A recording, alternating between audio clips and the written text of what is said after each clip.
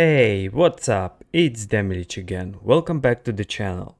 I noticed that many of you really enjoyed my previous video, and that's inspired me to create the second part, just for you. Stick around until the end of the video to uncover exclusive information you won't find anywhere else. If you're eager to master this game and learn even more, don't forget to like and subscribe. As you might have guessed, today's video will focus on general tips for professional gameplay. So, without further ado, let's dive in. In the game, it's common to face opponents deploy pesky units that quickly engage and disrupt your range units on the battlefield.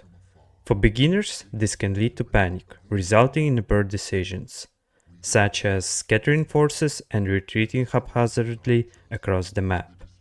Early in the game, options to avoid such scenarios are often limited. If you find yourself in this situation and your faction lacks a straightforward escape option, the simplest solution is to retreat to upgraded listening posts or turrets for protection. Incorporating mini units into your army can also help counter these threats effectively. That said, some factions are equipped to handle these situations without relying on such measures.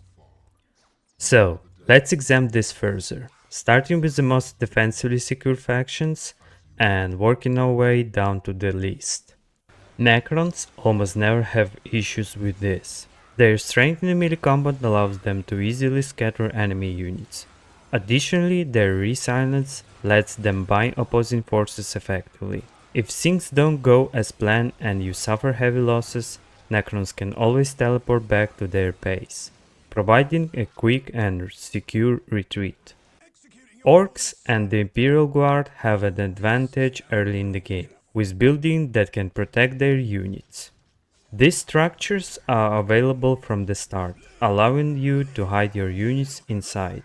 When the time is right, you can deploy your troops, freeing them instantly, while the enemy focuses on attacking the building instead. Eldar, however, rely on the webway gates to conceal their units.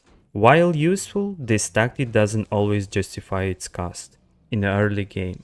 Alternatively, a transport vehicle becomes available in the second tier, offering a similar way to free your units more efficiently.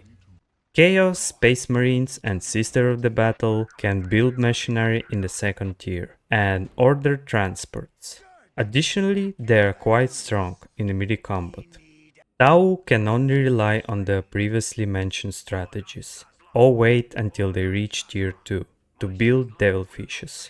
They have limited options and are particularly weak in close combat, making early game engagements challenging.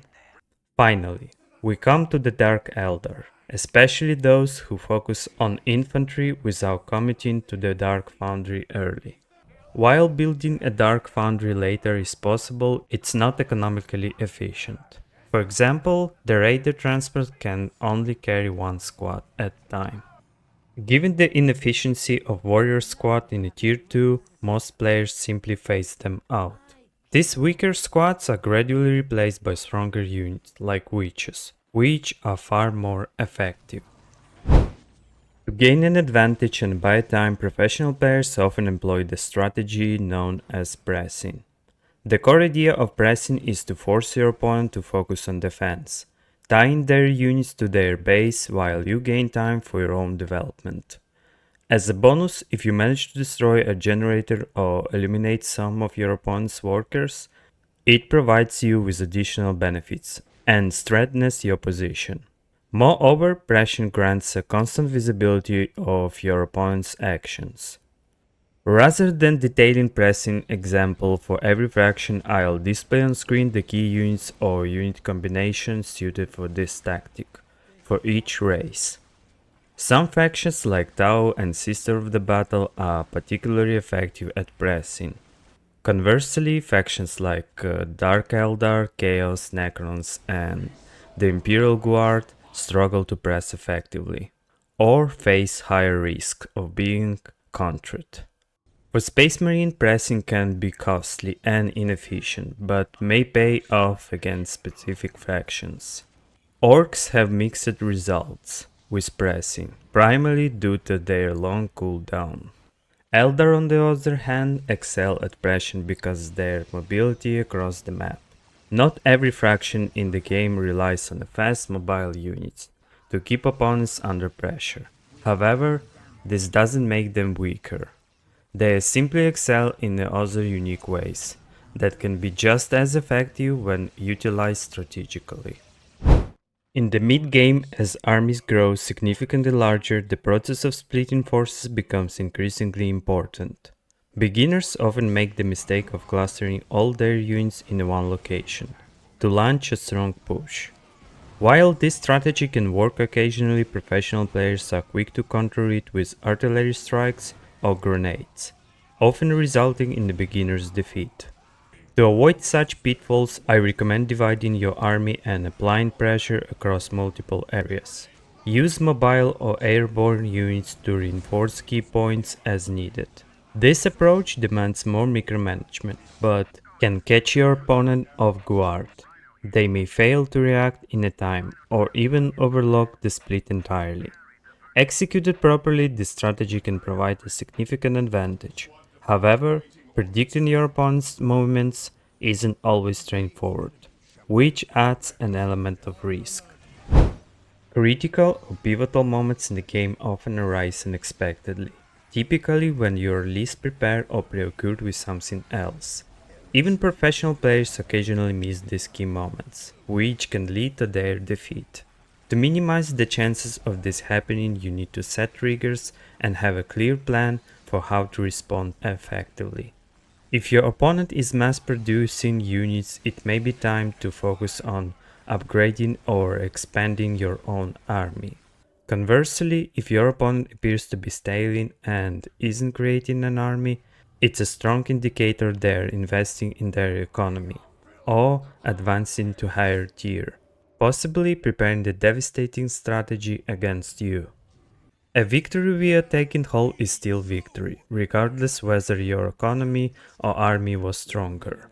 That's why it's essential, regardless of faction, to set a critical marker to prepare countermeasures for a taking hold attempt.